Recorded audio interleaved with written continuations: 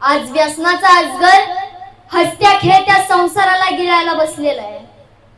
ज्या दारू आणि जुगाराच्या नशेत माणूस स्वतःला राजा समजतो, नेमकी तीच नशा त्याच्या घराची राख रांगोळी करते. एका बाजूला नशेत झिंगार असलेला माणूस आणि तर दुसऱ्या बाजूला रात्रीच्या त्या अंधारामध्ये ढसाढसा रडणारी, आपल्या कुंकवाच्या आणि मुलाच्या भविष्याकरिता भीक मागणारी ती एक हताश माऊली असते.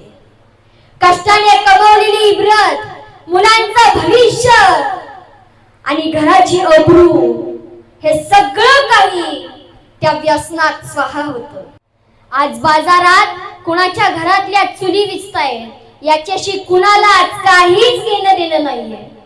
आणि जोपर्यंत आपण स्वतः जागे होत नाही तोपर्यंत या विनाशाचे व्यापार बंद होणार नाहीत.